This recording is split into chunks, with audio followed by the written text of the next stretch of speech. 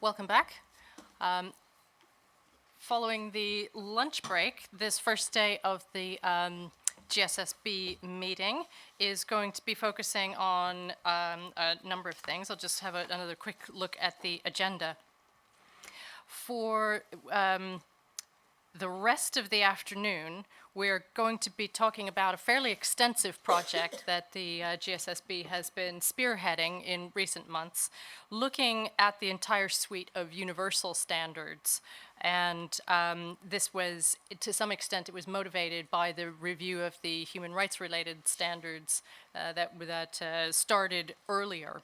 We're going to do this in several lots of discussion with breaks in between. You'll be grateful for the breaks. There's quite a lot of content to get through, and a number of interesting decisions for the GSSB to give some direction on. That'll take us through to 5:15 this afternoon if we keep on the timetable. I think we can just open it up. I'm going to ask Sarah Jane Dominic and Laura Espenach from the Standards Division to talk us through where we're at right now and to lay out for us the proposals and the discussion points that the working group has identified. Sarah Jane? Thanks, Judy. I have a fairly easy day today, so I'm going to introduce the entire project and then pass over to Laura, who's going to really take you through the next 3 sessions. But before we did so Judy has already intimated the fact that we have a lot to get through, and there are some points I'm sure we could spend a good deal amount of time on. Time isn't really with us, I think. So what I wanted to do was just go through what we intend to get from the sessions in terms of your contribution. So the first assumption is that the papers have been read. So we are not going to go through presenting all the contents of the papers because I think that could take a week. So the assumption is that you've been through the detail in them, and really we would like to focus the discussions on the significant recommendations, and we signposted those with questions where we would invite you to provide comment in the papers, and you'll see that replicated in the presentations that we do have.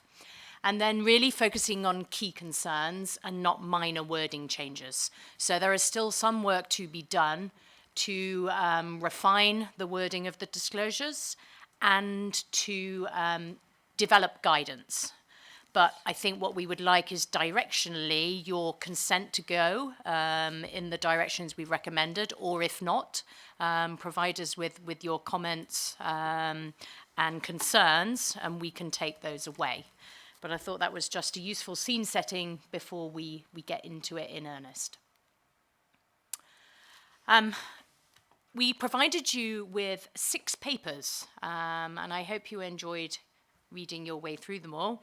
The first paper, there wasn't really anything for you to do. It was to set the scene of the activities that we in the Standards Division had undertaken, such that we could obtain feedback on the existing universal standards and propose the recommendations that we have tabled before you today.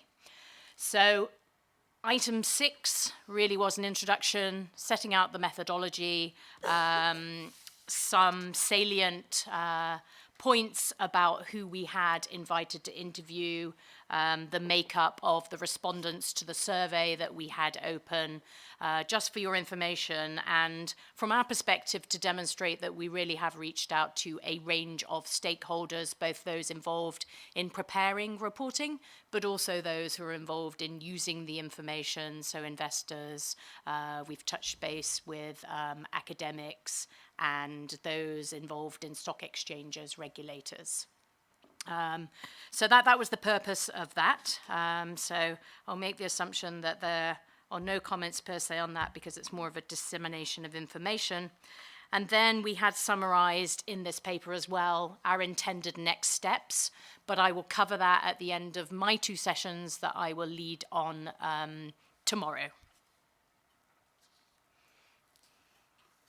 Okay, without further ado, I will pass on to Laura, who will take us through item 7. We have provided you with printouts of slides as well, because some of the slides have quite a lot of detail on them, and you may not be able to see them so clearly. Thank you, Sarah Jane. So now we're going to be discussing item 7, which includes our recommended option for including in the standards the disclosures developed by our Technical Committee on Human Rights. As shared at the last meeting in June, the Standards Division has explored 3 different options throughout this process, and these options include option A, having human rights specific disclosures in GRI 102, the General Disclosures Standard. Option B is a new universal standard dedicated to human rights. And option C is a new topic-specific standard on human rights. So these are the 3 options that we have explored with regards to having human rights specific content in the standards. And then we have made one proposal, which is the same across all 3 options for including the concept of due diligence in the GRI standards. So you can find these 3 options explained on pages 3 and 6 of item 7. And the Standards Division is recommending to implement option A, including the human rights specific contents in GRI 102. There is a long rationale for implementing option A on pages 9 till 12 of item 7, but in short, we are recommending option A primarily to be consistent with the expectation in key instruments that all companies everywhere have a responsibility to respect human rights and should show how they do that in practice. Option A is preferable to option C, a topic-specific standard, given that human rights is not a specific topic, but a subject area, very much like the environment, and it covers more than 30 different topics as established by UN and ILO conventions. Therefore, having a topic-specific standard, option C, has the potential to undermine the importance of human rights by demoting a whole area into a topic, and that would also be inconsistent with our approach to materiality and with how we develop topic-specific standards. Option A is also preferable to option B, given that introducing a new universal standard could lead to more complexity in the structure of standards.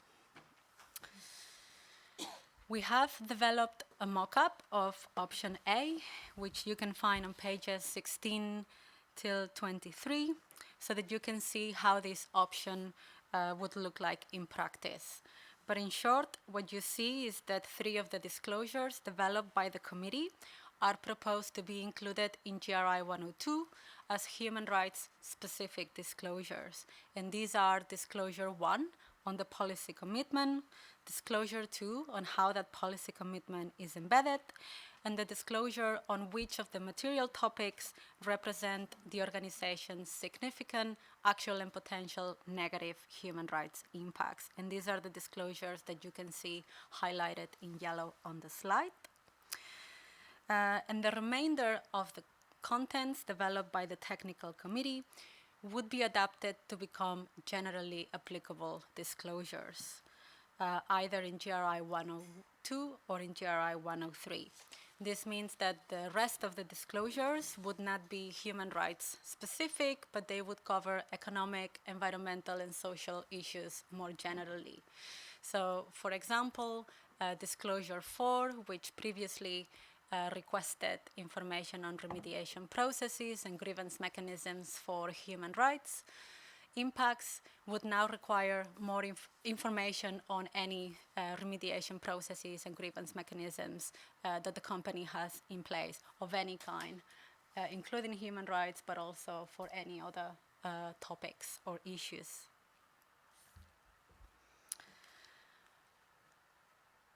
In addition, we have looked into the concerns shared previously by GSSB members regarding the proposal to require a human rights disclosure for all organizations.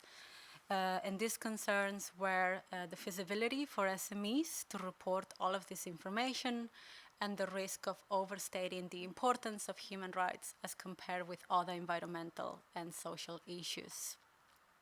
So regarding the feasibility for SMEs, we are proposing in item 11, which is our recommended revision to the GRI reporting model, that reasons for omission be allowed for 3 of these disclosures. The disclosures on the human rights policy and how that is embedded, and for the disclosure on grievance mechanisms. In addition, we propose to further clarify that when these policies, processes, or mechanisms are not in place, a statement of that fact is sufficient to satisfy the requirements. This means that companies don't need to have a human rights policy in order to report in accordance with the GRI standards. They can simply state if they don't have one. Regarding the risk of overstating the importance of human rights as compared with other issues, our technical committee has advised that human rights might in fact be more important than some social or even some environmental issues that do not rise to the level of becoming impacts on basic human dignity and equality. And therefore, option A expresses a need to recognize the importance of human rights relative to other issues. And finally, and based upon the request of the GSSB, the Standards Division has assessed the implications of option A for other standards and disclosures. As shared, we are proposing to make some of the disclosures generally applicable. For example, the disclosure that you have in front of you originally asked for how human rights impacts have been identified, and the proposal would be that we make this generally applicable and that we ask for how economic, environmental, and social impacts have been identified. Now, there's a challenge with how to do this in practice, which we have discussed at length with our technical committee. And what our technical committee has signaled is that if making these disclosures generally applicable, we should make sure that we don't lose the specific reference to human rights. So we should not revert to the wording economic, environmental, and social impacts that we use elsewhere in the GRI standards. The committee has shared that it's the historic masking of human rights under the economic, environmental, and social framing that is a significant part of the reason why human rights have continued to be overlooked by companies. So we have discussed with our committee how to refer to human rights in this context. They have advised that human rights should not be viewed as a fourth dimension, nor should they be viewed as a subset of social, given that human rights cut across all 3 dimensions of sustainable development. So to address this, and in consultation with our committee, we recommend replacing the phrase economic, environmental, and social impacts for impacts on people, the environment, and the economy, including impacts on human rights. And we would make this change all throughout the standards where we have that wording currently. So using people in this context rather than social would motivate users to think in terms of impacts on individuals or groups rather than on some generic notion of society. And this approach would also drive organizations to focus on the category of people without having to classify the impact as being economic, environmental, or social. This change would then take away the need to categorize topic-specific standards under these dimensions. So our proposal would be that if we implement that change, we also stop categorizing topic-specific standards under the 3 dimensions, and that we just present one unique list of topics that companies can select based on their materiality assessment. And just to point out that this is something that the GSSB has discussed previously, and just to emphasize that it continues to be challenging for us to classify topics under just one of these three dimensions, given that in many cases they cut across two or all three of the dimensions. So it becomes a bit challenging and artificial having to put topics under just one of these dimensions. So in short, we are recommending to implement option A, which is having human rights specific content in GRI 102. Then to replace the phrase economic, environmental, and social impacts for impacts on people, the environment, and the economy, including impacts on human rights.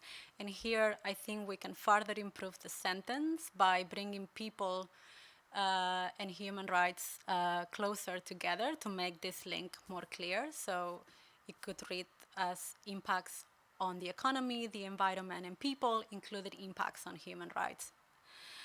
And finally, we are recommending to no longer categorize topic-specific standards under the dimensions of economic, environmental, and social. So these are the three recommendations that we would like to seek agreement on. We have received comments from two GSSB members ahead of the meeting, and of course the 4 members who are part of the subcommittee for the universal standards have also given comments on this proposal. In general, there is support for recommendation 1, so implementing option A, but there are questions with regards to recommendations number 2 and 3. Maybe just one more remark. In addition to comments on the recommendations, we have received detailed comments on the wording and the grouping of the disclosures, and those, based on what Sarah Jane has presented, we propose to address offline in the next phase of the project. And also, we have another session at the end of today on the management approach, so I would propose that comments relating to those disclosures we leave for that session. Thanks. Thank you, Lara. Okay, so we'll open the discussion with the GSSB with these 3 recommendations that have been put forward. First of all, implementing option A, which is for human rights specific disclosures to be incorporated into GRI 102. Should we deal with that one first and just maybe take a view from the GSSB members as to whether there's either any concern, or need to discuss it further, or any, sort of strong feeling one way or another? Kirsten. I, in general, support this proposal from the Standards Department. I think it's a very, very good solution and will strengthen the human rights reporting significantly, while at the same time keeping the balance between the different topics that we need to include in the reporting. I only have one comment to this slide, and that is including the text, including impacts on human rights here. Sorry, Kirsten, can we just do recommendation 1? Oh, sorry, For sorry. for the time being, and maybe just try to deal with that one, and then we'll go on to 2 and 3, if that's all right? Any discussion of recommendation 1? Evan? I agree. I support it. The only concern I would have would be sort of the marketing of the standard. I mean, there might be this perception that we haven't properly dealt with human rights because it's so subtly embedded into this 102 standard. So we might want to think about how we message that out to the public, that we've wrestled with human rights in a way that is fundamental to the standards and not a standalone, chapter that we're adding to it. Any other thoughts? Peter. As a member of the GSSB subcommittee, well, firstly, commending the Standards Division for the work they've done on this, and taking the work of the Technical Committee on Human Rights really to heart, and diligently seeking to implement it. And we're seeing the results here, and it is a big project, and we've got a lot to get through. But certainly option A is the way that was recommended, and the subcommittee certainly agreed with that. Thank you, Peter. I think if the feedback that you received ahead of time is broadly supportive, maybe I'll just ask, are there any concerns or any outstanding questions that haven't already been raised by members? Okay, let's then go on to recommendation 2. This is the one where replacing the phrase economic, environmental, and social impacts in the standards with impacts on people, the environment, and the economy, including impacts on human rights, or words to that effect. Kirsten. I like the idea to substitute economic, environmental, and social impacts with impacts on people, the environment, and the economy. But I would have preferred a full stop there and to include human rights and other specifically important topics, for instance, climate change, in the guidance. When we include human rights here, it puts it in an absolute outstanding position compared to everything else. And while human rights are very, very important, there are also other topics that could also be seen as a prerequisite for human rights. So it's better keeping it in the guidance, in my opinion. Jennifer. I'll add to that, maybe including impacts on human rights there. I think I'm hearing the intention is just to say that impacts on human rights can come from the people, the environment, and the economy. I'm not sure that's clear to the reader. I mean, it's probably clear to all of us who live in here in this, but I'm not sure that's clear and probably better covered, like you say, in the guidance. I would the average reader would equate people and impact on human rights, I think.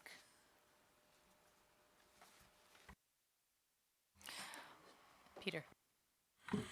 Perhaps, Laura, could you just give more of an explanation about what the Technical Committee on Human Rights, as I understand that this advice came from them as to how to basically juggle the appropriate emphasis on human rights. So perhaps you could say what the Technical Committee said. Sure. So we discussed this at length, and whilst they thought that changing social or society for impacts on people was an improvement, they thought that we should still keep an explicit reference to human rights to ensure that they are not overlooked by companies. What SJ is distributing at the moment is some of the work that we have done in the last few days to understand how other frameworks and instruments deal with this issue and how they categorize topics and how they refer to human rights. And what we've seen is that there's high variability in how instruments describe this ecosystem. Actually, there's only 2 other instruments that use the same dimensions as we do currently of economic, environmental, and social. All others use a different classification system. But what we have seen are 2 trends, particularly of those instruments that have been developed recently or updated recently. And the trends that we are seeing is a clear reference to people and also a clear reference to human rights. But really the intent of the technical committee is really to signal the importance of human rights in considering the material topics. I think this is a very interesting document. I got to look at it yesterday. Robin and I did, and I mean, I think one of the things that we can see here. First of all, there's a lot of variation, but one of the things that seems to be sort of developing as a trend here is towards greater, sort of granularity in the specification of these sort of domains, away from the sort of original notion that everything is either environment, social, or economic.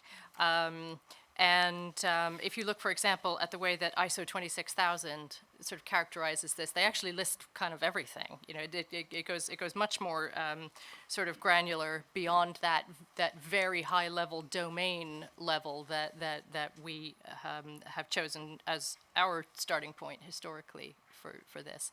And there could be an equally good argument that says we should, you know, not stop at enumerating human rights at that level here. That maybe we should look beyond that. You know, at some of these other sort of issues, corporate governance, for example, or you know. Employment rights, or whatever it happens to be. That's not what's been proposed by the working group or technical committee, because that wasn't the scope of what they were asked to do here. But we could take a different view that says actually we need to go more in the other direction. Are there other people who want to share? Jennifer, are you still wanting? No. Kent. We're not actually making decisions today, are we? So I want to ponder this a little bit. Is that sort of what we're doing today? Yeah. Yes. Yes, we are. What we do want to do is to you know, be able to give the standards division and the technical committee a certain amount of feedback that enables them to pursue the projects going forward in a way that will, you know, meet expectations. Although we're probably in the process of, you know, over the same lengthy period of time, we'll be refining our creating and refining our expectations at the same time as they're working to meet them. Sebastian. Maybe just to add to that, I think this formulation actually comes back in the standards at very many places, right? In all the introductions, in the general framing, everything that we yet to review on the principles and everything. I think any type of input that you clues where we need to look for more information or what you want us to actually bring back to you as part of the work in the next few weeks, eventually we will have to take a decision around what we want to put out for public comment and how we want to frame questions specifically to the positioning that is implied by that formulation. And I think that's the general framing I would give it. I think we have a technical input to this that led to the change. And now it's about what do we want to actually solicit in terms of feedback during the public comment. Before that, what do we feel for what we know comfortable with to put out as part of a public comment draft. But it doesn't necessarily have to be this formulation as it stands right now, but this is our best guess. Yeah, thanks. Yeah, I agree with Kristen that it could be added like others, human rights and others, to specify human rights. It's like a very technical of human rights know-how. So I don't know if companies, reporting organizations are familiar to understand what is the impact of human rights in all the three categories. So thinking about in the marketing of the standards, I don't know, it could be something that could be make some noise. And linking with the next point, I feel that now it's like clash between the two and the third, because in the third we are proposing to break the three classification, but in the second point we are saying about that the classification of economic, social, and environmental impact. So I don't know if could be continued. Yeah, I was going to suggest actually that we broaden out to now look at recommendation number 3 at the same time. Just for sort of refreshing our memories, people who were around at the time of the transition from the G4 to the standards, we did have lengthy discussions about whether we should do away with the classification of economic, social, and environmental standards. For exactly this reason, for exactly the reason that there are so many of these topics that cross-cut more than one of these dimensions, and it's increasingly meaningless to try to shoehorn something into, a single category of impact to the exclusion of others. The reason why, in the end, we chose to keep that classification was purely because people were accustomed to seeing it that way. And I think it was kind of reflective of our commitment at the time not to introduce G5 by the back door, if people recall that discussion, that we weren't going to sort of make substantive changes to what was in G4 in the process of turning them into standards. And I think that's probably a leftover from that period. Peter, you'd like to come in with the discussion? Yes, I am in agreement with we're moving away from the categorisation of the standards. So it is a big jump, but I support the arguments that have been put forward. On item 2, I think ideally we shouldn't need to have the reference including impacts on human rights, but we should be in a situation where both readers, report makers, look at people and say, of course that means human rights. But I think what the technical committee has been addressing is the historical underreporting of human rights issues and the diminution of them and the disregarding of them, and that there's an historical imbalance to overcome. And so that's why they're choosing to put, their recommendation is to have that reference in there to overcome that historical problem with the way in which reporters have approached the human rights issue. So I'm leaning towards that to overcome that historical problem, to shift the terrain substantially around the human rights issue, we do need that reference. Perhaps in the longer term, when human rights understandings are much better, you wouldn't need that. Both users and reporters would look at people and say automatically it's human rights. Thank you. I'm just going to insert myself in the queue here, taking off my chair hat, and my own personal opinion is that I find that word "including" to be problematic about this construction, as opposed to the enumeration of human rights. I'd be quite happy if it were just a list of impacts on people, the environment, the economy, and human rights. It's the including that troubles me, that sort of creates a different atmosphere around that topic. That's my own opinion. Kirsten. I think that would at least help, also from my perspective. But altogether, I think that by introducing a list of standard disclosures that covers human rights, we have already said that this is in a particular situation, and thus I think it feels really like some sort of an add-on here that doesn't seem natural to me. And that, as earlier said, seems a bit strange, taking into account that we have other topics that are also equally important. I think your suggestion actually weights it too far the other way. I think if you take out the including, it essentially makes it of the same impact as the three that come before it, rather than being a subset of one of them. I think that I agree a little bit with Peter. I think that the reason it's here in the language and the way it is to sort of artificially bring it to the surface, because we're not creating a topic-specific standard, and I think that that would be more effective than including it as sort of a fourth category. Michelle, I'm raising hand here.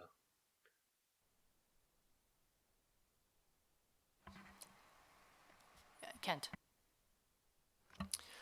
I guess I share some of Kirsten's concern. Of course, the people on the technical committee for human rights, in their minds, that is the big item. And I do understand that it does cross a lot of different areas, I can see that importance. And so I'm not terribly opposed to this. I'm just a little concerned that, we'll have the next technical committee and it'll be on another topic and they'll come back and say, but that's the one that has to be, right here, and whether this is, is this sort of it, or is this going to be an ongoing kind of problem? But I haven't come to any final conclusion of how I think about it, so I have some concern about it.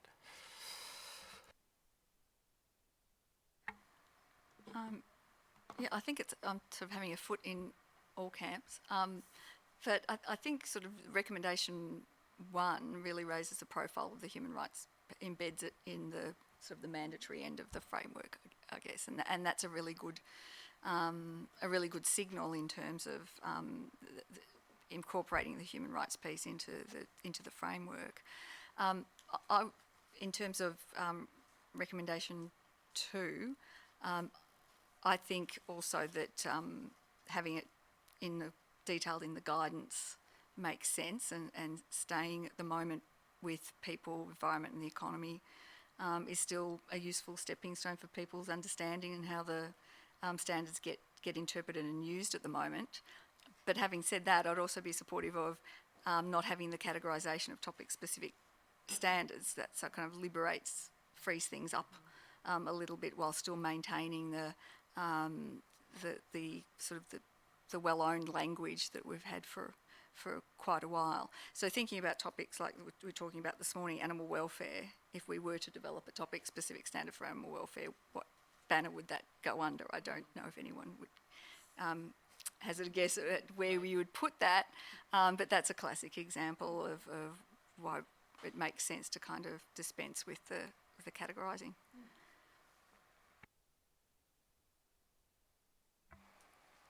Maybe I'll ask Laura at this point. What do you hear so far, and are you getting enough feedback, do you think, as far as the next stages of work are concerned?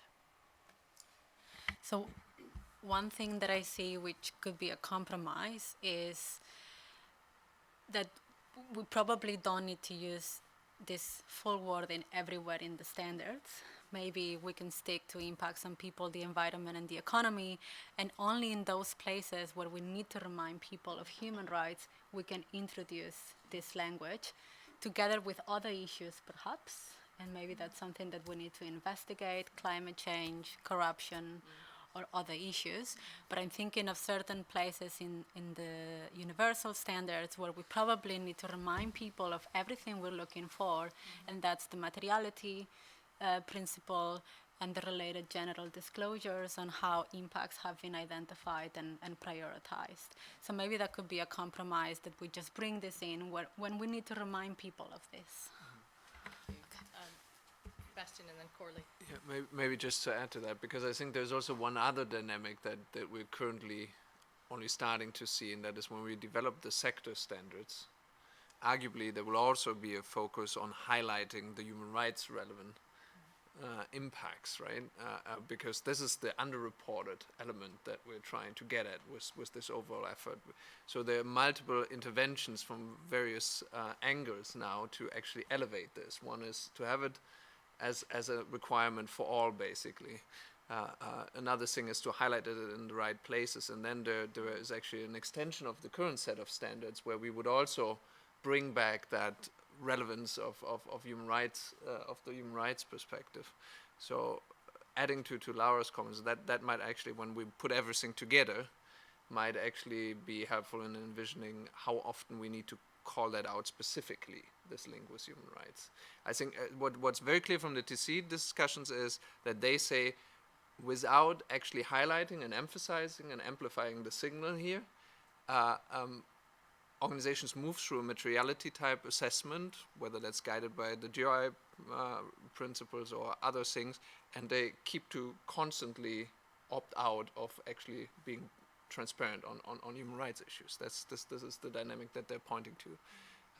And I think they say, well, one of the things we need to do is we need to highlight it.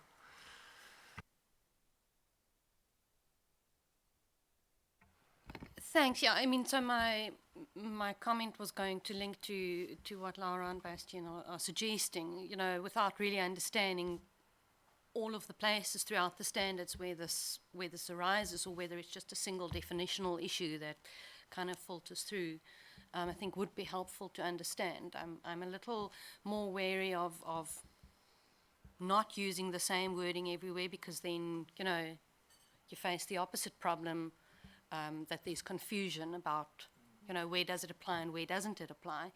So if it's obvious where it does apply and where it doesn't apply, then obviously that is much easier. I think the concern I have with the guidance there is that you know, that again limits it to a people issue. I know human rights is a people issue, but you also don't want people to just think about social issues when you think about human rights, but also think about environmental and economic issues. So, yeah, the devil is in the detail, I guess, with this one. So, but I think if we have a clear understanding of where it might be relevant throughout the standards, then that might be helpful.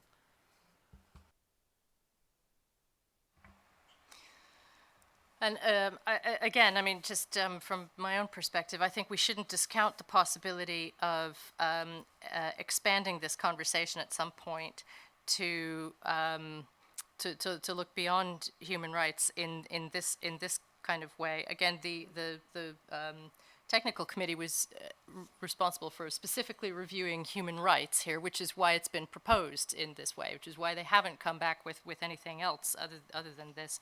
But if, for example, we were to consider something a bit more like the ISO 26000 formulation of it, they've got impacts on society, the economy, and the environment, organizational governance, human rights, labor practices, the environment, fair operating practices, etc. Maybe we don't need all of that, but you know, maybe we could find some benefit in sort of expanding our approach to this generally, and that maybe would help us to sort of move on from this one. Does anyone? Is there further discussion of these? Can we maybe deal with the number 3 and just get some clear feedback from the group on this one? I'm generally hearing support for no longer categorizing topic-specific standards. This does create some work for us. You know, we've got to think about things like the fact that we've got a 200, 300, and 400 series of standards. We probably need to rethink that, and that's probably a lot of tedious number crunching, if nothing else, in that, and it's also a sort of a communications exercise with our users. Having said that, it sounds to me like most the people in the room are in agreement with the rationale for doing that. Yeah. And I think where we're at, yeah, Gustavo, please. Yeah. Yeah, I think that could add some confusion to change again the codes and the names and the categories. And I don't know. I believe in that there is economic reports, environmental reports, social reports. I don't know. It's interesting to give the message that this is a like integration of all of 3. But so I believe that could be interesting to continue keeping the classification. But beside the codes and the name numbers of the standards could be more confusion. All I'm saying is we probably have to make some decisions about that at some point in the future, and we have to decide the scope of what we want to be considering there, which isn't affected really by this in principle decision. Judy, may I come in here? Okay. Hello? I'm not sensing a lot of sort of need to go much further with this right now. Yeah? Okay. Do you want to carry on? Are you hearing Do you have me? much? Do you have Not more on this to- session, but on the next one. On the next one. Oh, does that mean we're done with the? Excellent. Okay, right. That means we're a half an hour ahead of schedule. I wonder if we ought to just carry on, really. Yeah. So we'll take the break closer to where we proposed initially to take it in the agenda. But why don't we move now to session 1-1.5, which again is still related to the universal standards. We've got a new set of slides here coming around, and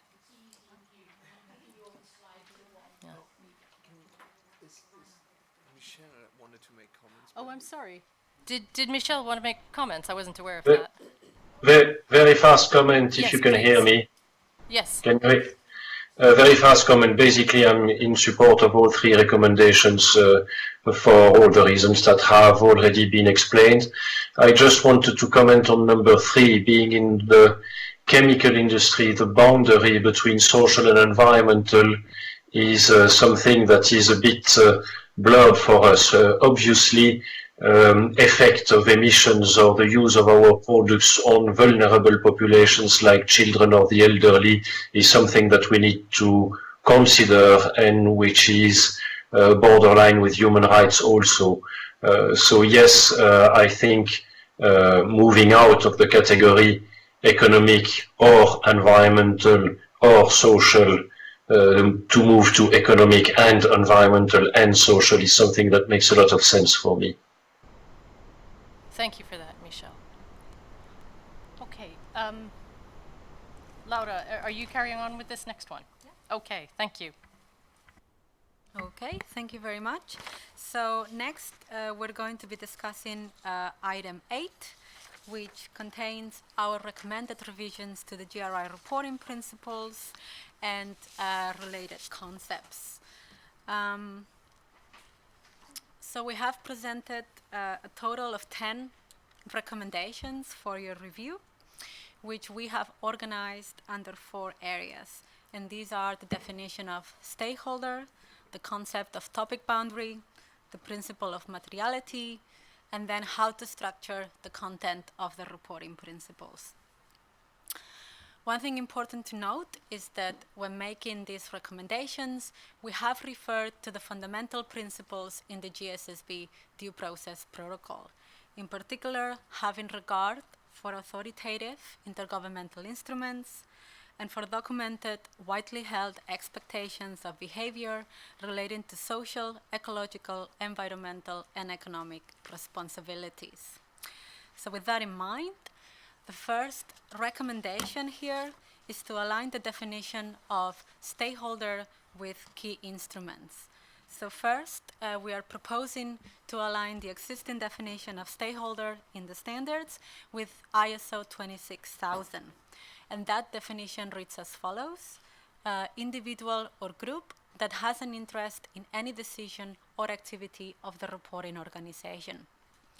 In addition, as per the recommendations of our technical committee, we're also proposing to add a new definition for affected and potentially affected stakeholder, which would be in line with the OECD due diligence guidance.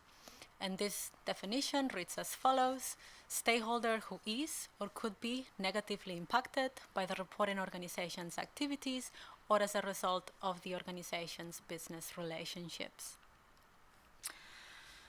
So this recommendation aims primarily to align our contents with key instruments, but also to address some of the feedback that we have received from stakeholders on the difficulty to understand and apply our existing definition of stakeholder, which you can find summarized in the first section of item 8.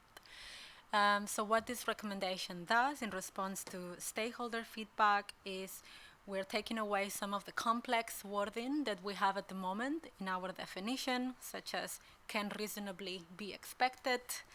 And we also take away the second part of the definition, those that can affect the organization, given that in those cases, stakeholders have said that there is no identifiable interest or stake, and those should therefore not be classified as stakeholders. So ahead of the meeting, we have received support for making these changes, but I'll turn it over to you now to see if there are any other comments or questions. Okay, discussion of recommendation 1 around definition of stakeholder. Peter. Perhaps just a point of clarification at this stage. Using the word interest, does that get defined? I just can't recall. Obviously, in this context, interest is being used in the technical term as in having a stake or being affected. It's not. We're not referring to intellectual interest or academic interest or benevolent curiosity. We're talking about having a stake or being affected by the organisation. That's the interest. Does interest get defined, or do we just rely on the fact that I don't think it does. technically this is the correct way to understand the word interest? I think that's right, Peter. I don't think we have defined interest, and we should make sure that this is robustly understood and also translates well to make sure that it is understood properly. Michel, here I have a People can read slight it the wrong comment. way if they Yeah. look at the interest and don't When I understand read the this, technical I was background to that surprised term by the fact that we in talk about standards or Yeah. impacts and not positive impacts. Michelle, do I hear your name? I mean, do I hear your voice? Yes, sorry, but unfortunately I can't lift something to show that I wanted to say something. My comment here was the same. Interest needs to be defined. And when we speak about affected stakeholder, I'm surprised that we speak only about negative impacts and not positive impacts. Should we have a little bit more discussion about that one, maybe the negative and positive impacts?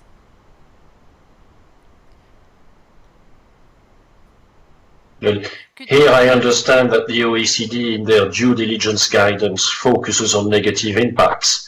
But in our case, when we speak about stakeholder, obviously we need to include those on which we have a positive impact.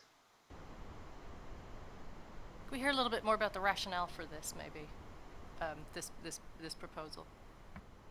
Sure. So indeed, this comes from the OECD due diligence guidance, where the focus of due diligence is solely to address negative impacts. So this is where this definition is coming from.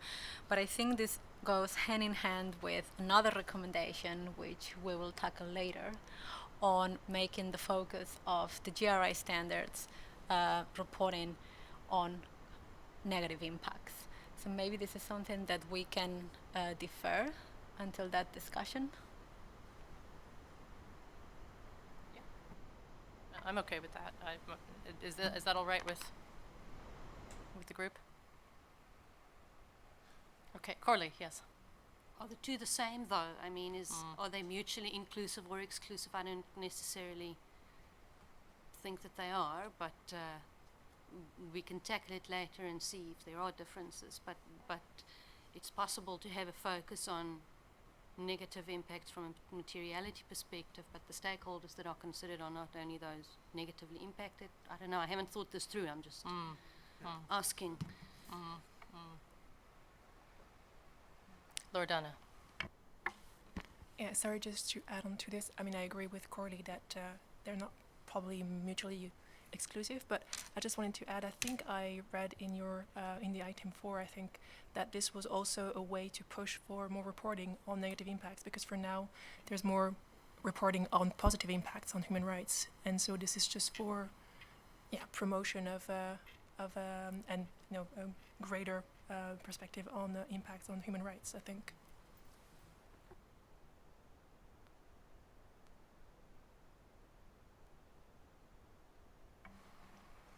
Any others?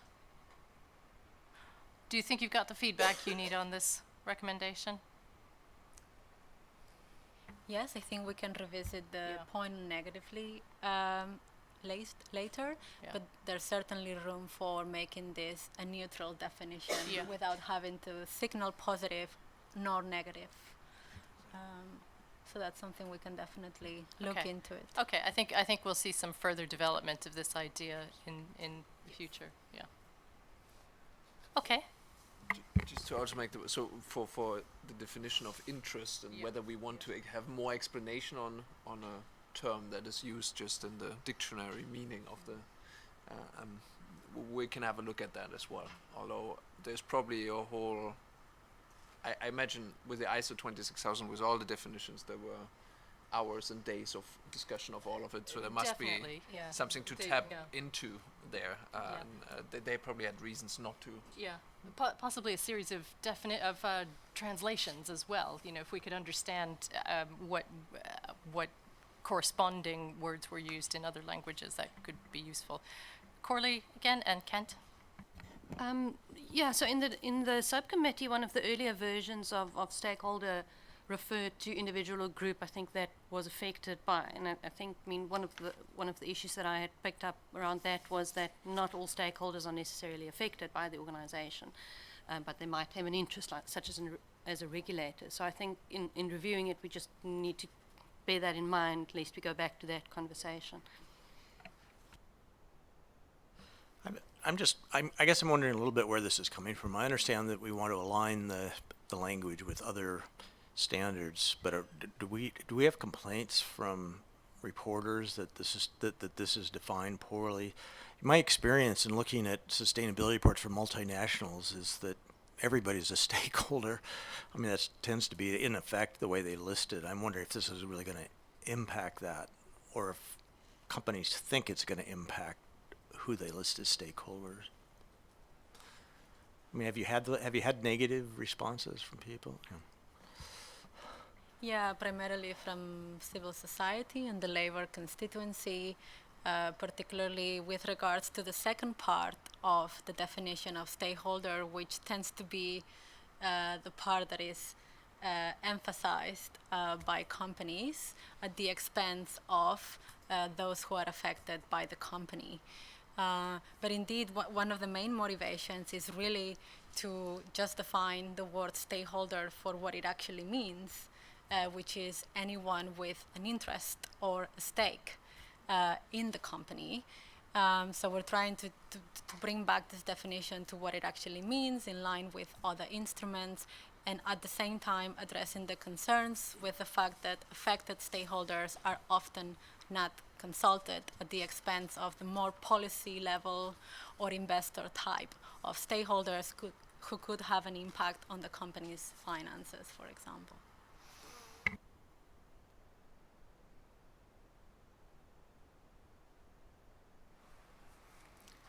Okay, yeah, Peter. Yeah. Yes, just to embellish Laura's point, I think, and further responding to Kent, it is an issue about making sure that companies in identifying their stakeholders and engaging with them are actually genuinely are looking at those who are affected, and that there is unfortunately something of a record of companies are going through a stakeholder identification process where they end up appointing, I think Laura said, policy people, or prominent people who have a worthwhile experience and background, but they aren't actually affected by the company, and they're not holding a stake in the company, but they're being consulted as a stakeholder when they're not actually either a person or an organisation that has a stake in the company. So it is to make that point that this is what reporters need to do in terms of correctly identifying their stakeholders. Okay, thank you very much. I think, do we want to go to the next slide then? Yeah, next topic. Okay, thank you. So the next three recommendations relate to the concept of topic boundary. So I will present the three recommendations in one go, and then we'll break up for comments and discussion. So, topic boundary, as you know, this is a concept that has significantly evolved over the last iterations of the guidelines and then the standards, where we tried and clarify this concept even further. But still, this remains a challenging concept for companies to understand and to apply in practice. And we also see a high variability in how this concept is reported by companies. So to address this, there's three recommendations that we want to put forth. The first one is to clarify the purpose of disclosure 10245. This disclosure asks for the entities included in the consolidated financial statements and which of them are included or excluded from the report. So stakeholders in the engagements we've conducted at the beginning of this project have requested that we clarify the relationship between this disclosure and the concept of topic boundary, which is at the moment not explained in the GRI standards.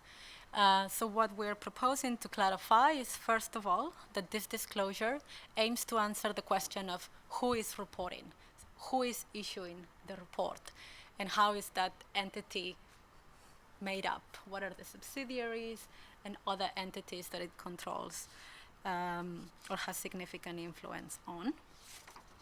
And that is distinct to the expectation that companies report on impacts that they cause, contribute to, and are directly linked to by its business relationships. which is really the intent of the topic boundary. So these are two separate concepts which we are looking to clarify here. The second thing is to clarify that disclosure 102.45 should, where possible, align with the financial reporting boundary, and that any exclusions should be clearly stated in the sustainability report. And the scope reported in disclosure 102.45 would then determine the scope for the general disclosures. So for example, when you look at the number of employees, we would expect that the number of employees covers all of the entities that have been listed in 102.45. So that's really the purpose of 102.45, to understand who is reporting and to set the scope for the information that is reported in the general disclosures. Finally, we're proposing to clarify that even if certain entities are excluded in disclosure 102.45, for example, joint ventures or minority investments, we want to clarify that even if that's the case, the company is still required to consider the range of impacts through their own activities and business relationships. And the same applies to the supply chain and other entities in the value chain. So again, we're looking at two different concepts which are related, and we need to clarify for companies what they mean and how to apply them in practice. So that's one. The next recommendation is to revise the term topic boundary and the related requirements. So first of all, we recommend to stop using the term topic boundary. Stakeholders find the term challenging, and it misleads users into thinking of the concept as a geographical boundary of the topic, which is really not the intent of this concept.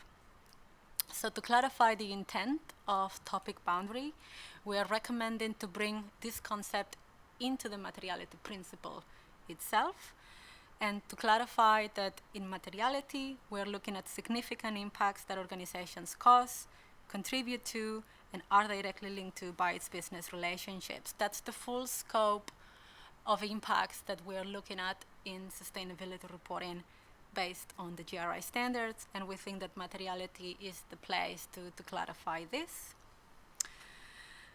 And then we would recommend to revise the existing disclosure on topic boundaries. So that is disclosure 103.1 in the management approach standard. And that disclosure requires, at the moment, an explanation of why the topic is material and the topic boundary, which is an explanation of where impacts occur and the organization's involvement with the impacts. So based on the recommendations of the technical committee, we are proposing to replace that entire disclosure for the following, which is a description of the actual and potential negative impacts identified, including how the organization is involved with those impacts. And then in the guidance section, we would elaborate on what companies can additionally describe here. For example, who are the affected stakeholders, indeed, the geographic location of the impacts, if that is relevant contextual information, or the position in the value chain of the entities or suppliers that are causing the impacts. So based on the recommendations of the technical committee, this is a much more straightforward way of getting to the information that we want to know about the material topics, which is what is the issue that we are dealing with and how is the organization involved with those impacts, with additional contextual information that may be needed for understanding these two items. And then the final recommendation, and I won't go into detail here, is to clarify how to report the topic-specific disclosures. So the disclosures that are in the topic-specific standards according to the identified significant impacts.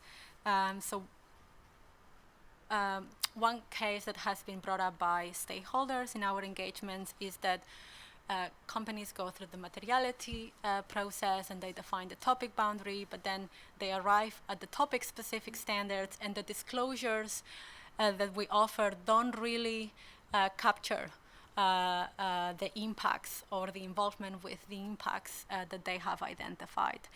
So we're proposing to clarify how to go about those cases, and you can see the full explanation in item 8, but I won't go into detail at the moment just for time limitations. So with that, this is an overview of the 3 recommendations we've just gone through. And again, similarly to the one before, no concerns from GSSB members so far ahead of the meeting with regards to these 3 recommendations. Thank you, Laura. Peter? Sorry, that wasn't actually up, but I was going to say something anyway. So, yes, topic boundary has, I think, proven a bridge too far.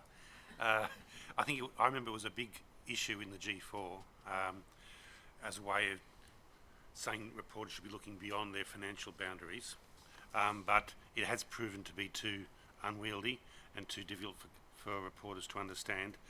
I think what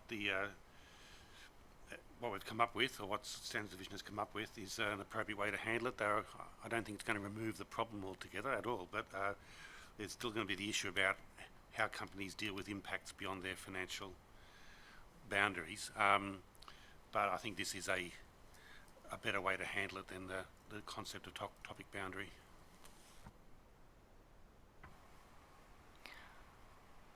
Okay, so as to these 3 recommendations here, all related to the topic boundary concept, the technical committee has asked for the GSSB's advice as to whether we agree with these recommendations.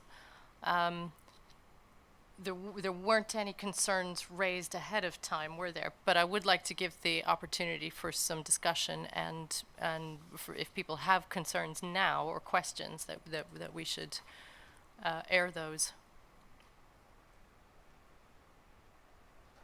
Kent? I did notice that word negative again was inserted there.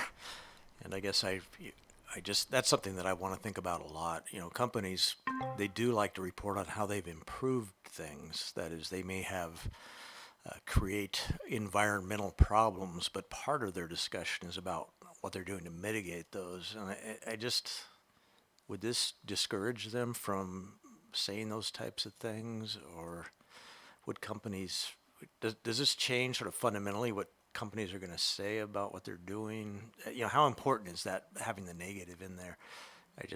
I wonder about that. Well, you're right. It does appear, in more than one place now in this discussion today. So maybe what we can do is ask for the Standards Division to come back to us with a little bit of feedback around what's the impact of this. Can we talk more about this word negative impacts at a future date, and maybe see where it applies, and have some consideration to the extent we can find some evidence as to what the impact of it, of the current situation versus what it could prospectively be. That would be useful as well. Is that something that we can put back to you? Okay. All right. Thank you. Okay. Peter, sorry. Yes. Yeah, I think in the subcommittee discussions, the view was taken that companies are going to report on their positive impacts. They do already, and I think part of the issue we have is that in terms of getting better quality reporting, we want reporters to report on their negative impacts. That's not going to stop them reporting on their positive impacts. They're almost certainly going to do that anyway.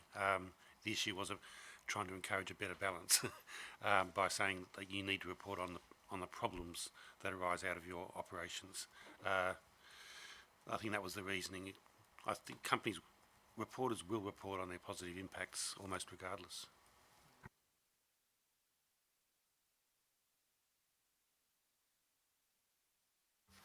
Maybe just one reflection on the discussions also in the team on this. I think what we're looking at is in terms of reporting, quality of reporting, a dynamic where there is not, it's an imbalance, right? There's too much of the positive, and what the human rights community that was engaged around our work here brought to us, but others are bringing to us as well, is in actual fact we're performing against norm where we want to get close to zero across the board of things we do. Is whether you look at climate change or the social norms, you actually establish this in what you're approaching from the negative side of the spectrum, and you want to get as close as possible to zero, and recasting that as actually a positive contribution to be transparent about the fact that negative impacts are caused. That's one, but then moving from the negative towards to actually being close to the norm, as close as possible, and seeing that as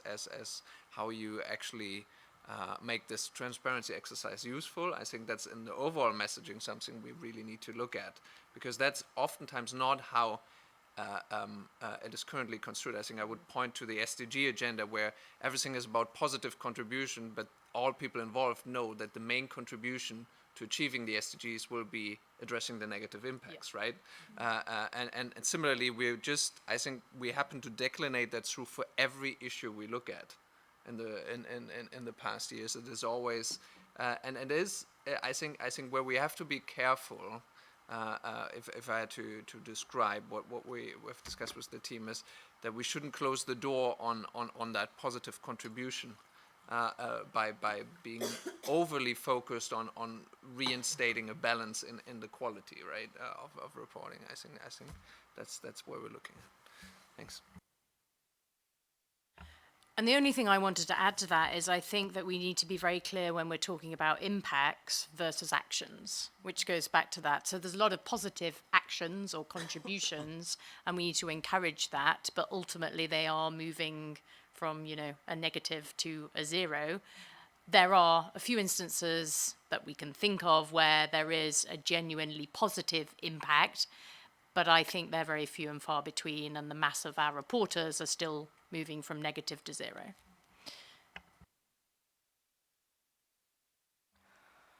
Okay, thank you very much. Can I suggest maybe we take our break now, as scheduled in the agenda? We come back, we've got another handful of recommendations related to materiality, and you might want to grab a coffee before then.